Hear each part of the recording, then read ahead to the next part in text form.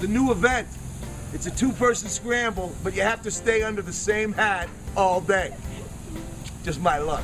Well, good morning. Welcome to the Golf Shop TV show. We have a special guest here, Coach. Oh, I thought it was Rickie Fowler.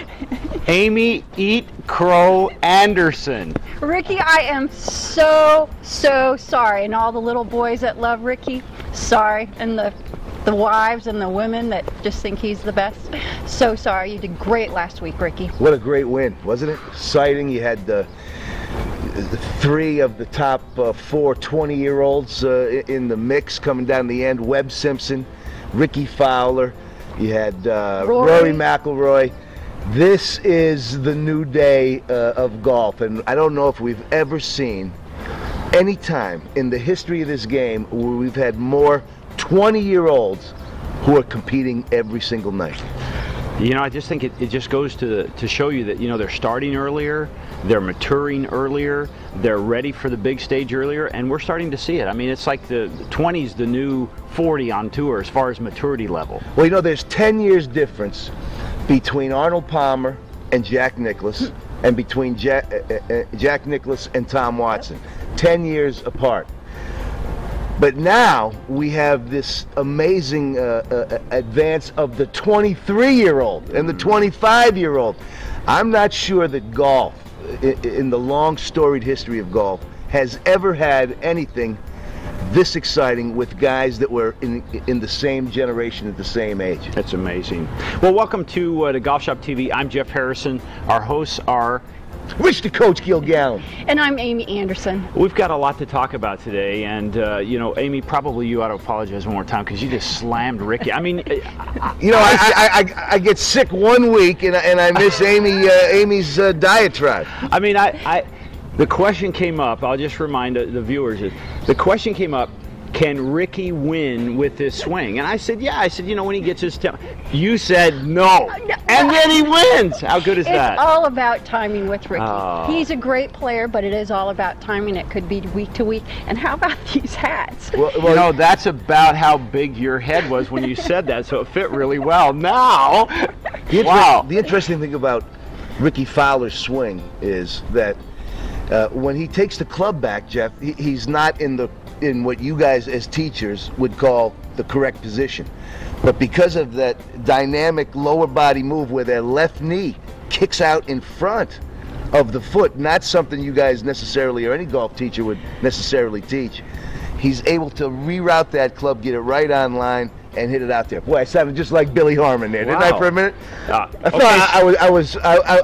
felt like I was Billy Harmon right there. No golf tip today, Coach? Just got that. That's great. So, hey, let's get started. You guys have some great things going on today. Let's do a wrap up for the, you know, for the golf. We got a lot of good stuff going on today. So let's get right into it. Perfect. Welcome back to the Golf Shop TV.com.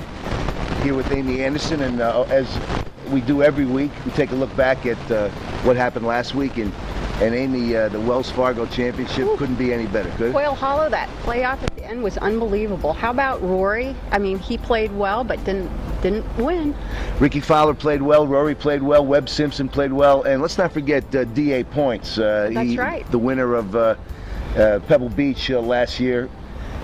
He got into the playoff as well. Great playoff hole. I mean, Rory, he bombs a 3-wood past Rickie Fowler's driver by like 15 yards. I mean, it's not like Rickie is short. I know. Rickie Fowler, by the way, 5'9", 150. Whew. Hit the ball about 350 right down the pipeline. And then Rory with a 3-wood. Yep. Just wanted to say, you know, see you later. Put it right past him. Unbelievable swing, but Rickie stuck it tight. What a great shot he hit into 18. Rickie hit a great wedge, you know, and obviously Rickie Fowler, who left Oklahoma State after his freshman or maybe sophomore year, he'd just be graduating from college right now. He and Rory are almost exactly the same age. And so that brings up the question, Amy, is this going to be the next great golf rivalry? Just the two of them? I think there's so many more people that'll be in that rivalry. I don't think it's going to be limited to Rickie and Rory, but I shouldn't talk because I was wrong last week. Well, you can't be right all the time. It is an interesting thing that the tour is excited about, I'm sure, in the future, because we really haven't had this kind of potential rivalry for 50, 60 years, really. So it should be exciting to watch the way this develops. Looking forward to this week's Players Championship. This should be a blast. Oh, TPC Sawgrass. Now, Coach played there, what, 2 or 3 months ago? I played there in the fall at the FCA National Championship, and I've, coming from the East Coast, had the opportunity to play this course, I don't know, 10, 20 times. Now, I read in the newspaper you shot 83. Match that, Tiger. Well, we had a great time, and it's really a spectacular golf course. It was designed as much for gallery as it is for playability. Now, Pete Dye has said that life isn't fair, so I don't make golf courses that are fair. What do you think? Well, you know, I'm a fan of Pete Dye golf courses. In particular, out here in the desert of Southern California, we have a great Pete Dye at Mission Hills. We have a Pete Dye at the stadium course, of course. At PGA West is a Pete Dye. And so, yeah, they're tough, but you know what? People are lined up around the block to play them, Amy. Golfers are a little bit twisted, you know. You tell them this course is too tough, they'll say, get me a tee time, let me see what I can do about it. I think what I like about the Players is you use all 14 clubs. It's not the great putters that win, it's not the great drivers. In fact, I read a stat this morning that there's never been a player that led in driving distance win the Players Championship. Well, that's why a lot of the players like this venue, because the bomber doesn't have as much of an advantage as he would on other courses on this course. It is stadium course golf, and it's target-oriented golf, but if you can get the ball in the fairway and get them on the green there, you're going to have an opportunity every single year to win this tournament. And of course, one of the great finishes in modern golf courses.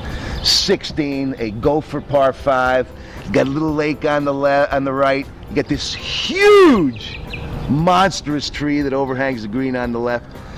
What can you say about 17, Amy? Yep. I mean, if there's just a little breeze, it's the shortest, most difficult, let me put it this way, the most difficult short par 3 probably in all of golf. Now, they did modify the back edge of it, or built it up just a little. They did a little bit, but that's not where they made the big change. The big change this year comes on 18, where they built up the left side of Pete Dye's sort of wooden railroad tie structure a little bit, because last year Graham McDowell hit a shot that was a little bit right of the 18th green, but it kicked onto the green surface, then rolled all the way into the lake, and a lot of people thought that was sort of an unfair finish to what was not that bad a shot. Well, it should be a good week. I wonder how Sergio's going to do. You know, I think he's the leading money leader for that tournament. Good iron player. Well, yeah, and of course, you know, had a great win. You know, Sergio's another one of these guys that you're never sure what you're going to get from week to week. You know? But he loves the way that course looks. And we have Bud Colley. He grew up down the street. Right down the street from the TPC in Jacksonville, down there at Sawgrass. What a place to grow up in. Of course. This is pretty nice too. Life is so bright, you had to wear shades. We got Tiger there this week. What do you think, Bubba missing it? Well, I think when you win the Masters, I think you're allowed to do whatever you want the rest of the year.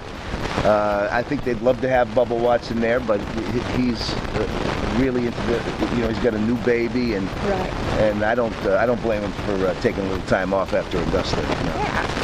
I think that's all the action we have going this week on tour. There's a European event, but no nationwide, no LPGA, but what a great weekend to watch TV. Yeah, we'd love to see an LPGA event every week, and so hopefully that will, you know, in the future, we'll have more LPGA to talk about.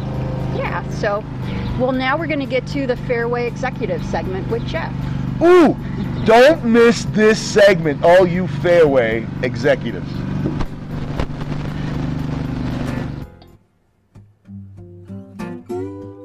Hi, I'm Jeff Harrison. Welcome to this episode of Fairway Executive.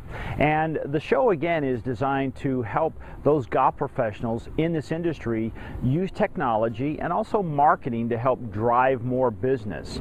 And today I want to talk about consistency. And we talk about consistency, you know, if you had a student and you were working with them on the golf swing, you'd want them to consistently practice the things that cause the results they're looking for.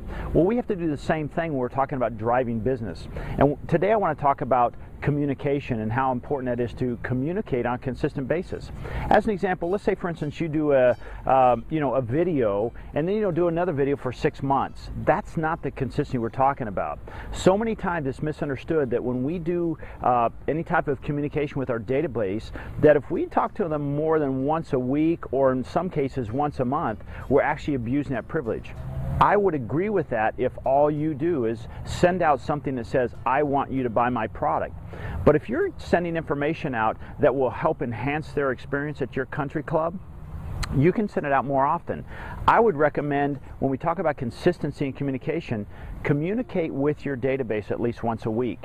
It could be in writing, it could be a video, it could be an audio blog, whatever it may be, but do it on a consistent basis and watch what happens. Now, I want to tell you this right up front. Don't expect things to change overnight. This is a relationship you're building. So you need to make it informative, you need to make it fun, you need to be yourself. And let's face it, you might have to do a few takes if you do something on a video. So communication, be consistent. That's the tip for today. So I'm Jeff Harrison, Fairway Executive. We'll see you again next time.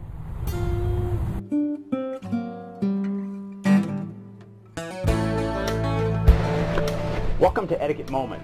Today we want to talk about pace of play issues and specifically what can we do with how we use our golf carts, Amy?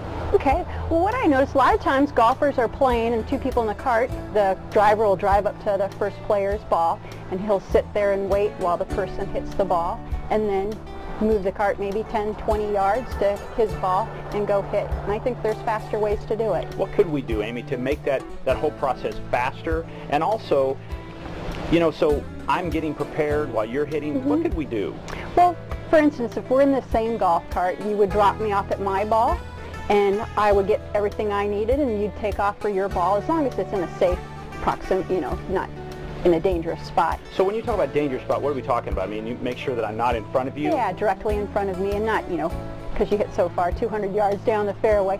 But as long as it's kind of a convenient place to go, you drop me off, you go to your spot, I hit my ball as I'm hitting, getting ready, you're getting ready for your shot. Fabulous. So if you'll implement this idea, using your golf cart as a drop-off, not as a wait, but as a drop-off. Drop off your partner, drive to your ball when it's appropriate, and then let them walk to you. That gives you a chance to get ready and hit your shot. Thanks for joining us on Etiquette Moment.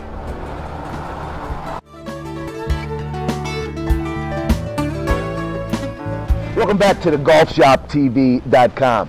I'm the coach, Rich Gilgallon, with my little editorial today. One of the things I've noticed the last couple of years is that the handshake at the end of the round has become too perfunctory, okay? Many years ago when the Jack Nicklaus and Watson were playing, think back to when they played the British Open and played all 4 rounds together and were tied after 3 rounds. And Watson on the last hole stuck it in there to about 2 inches, and Nicklaus drove it into the gorse bush, and he made the most animalistic swing I've ever seen to put it onto the green. And so Nicklaus puts it onto the green, but he's 60 feet away. Watson is just a few feet away from his birdie. Nicklaus rolls in the 60-footer, forcing Watson to make his 3-footer to win. What was important about that afterwards was that there was a perfunctory handshake for the caddies and an embrace for the fellow competitor. Today, what we see is a perfunctory handshake for the opponent and the embrace of the caddy. It's backwards. It's not like it used to be. Remember when Nicklaus walked off the green with Watson after Watson beat him? It was one of the great things. It taught us how to be positive even in defeat. Today, you see the guys go by each other and the handshake hardly even matters. Until just recently. I noticed when Sergio and Rory McIlroy were finishing up at the Masters, there was an embrace there. And they walked up the hill arm in arm. That reminded me so much of Nicklaus and Watson. And this last week with Rory McIlroy and with Rickie Fowler on the practice green before the playoff hole, they were chatting it up a little. And when it was over, it was more than just a handshake. It was a handshake, and the hands were on the arms, and it was two guys looking right at each other saying, hey, you got me, well done. I'm going to get you next time. So I wish the tour players would take a little more time with that handshake at the end of the round. It means something. It's important. It's not just something to get out of the way and run up the hill and sign your scorecard. Look that guy in the eye and say, hey, well done. Welcome back to the golfshoptv.com. Before we go anywhere, guys, we really want to take a chance and an opportunity to thank our many sponsors. Amy? Well, the first one we want to thank is Indian Springs. What a spectacular place to shoot and play golf. Jeff? Well, you know, I want to thank Carmen, a boutique salon. She keeps our hair nice and pretty. It's over in La Quinta off of Barona, just in the La Quinta Old Town area, just off the Old Town. So it's called Carmen, a boutique salon. So thanks, Carmen. And we certainly want to thank Dr. Robert Renz, who's responsible for this amazing smile. You can't put a price on a smile. Check out Dr. Robert Renz at drrobertrenz.com. Wiggity, wiggity, welcome back to the Biggity Show, the golfshoptv.com.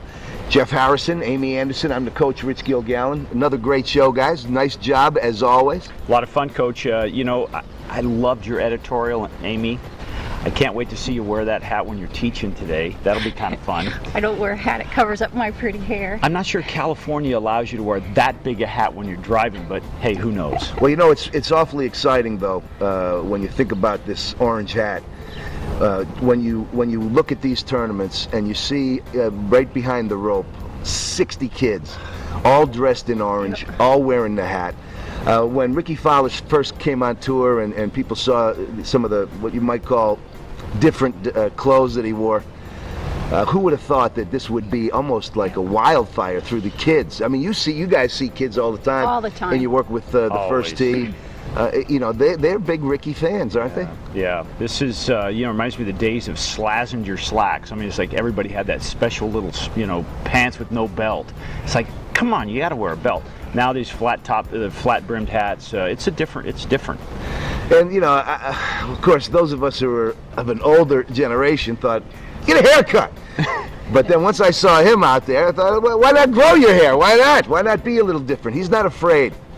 Rickie Fowler to be a little different, and that's important as you have a career in the there we go, right there. It's a little too flat a brim for me. Thanks, guys. Great show. Great show. Thank you, guys. Catch our show on thegolfshoptv.com, and also please go to our website www.swingpointmedia.com and sign up for our free weekly golf tips and also for our free weekly etiquette moments. Thanks again. I'm Jeff Harrison. I'm Amy Anderson. And I'm the coach, Rich Gilgallon. See you on golfshoptv.com next time.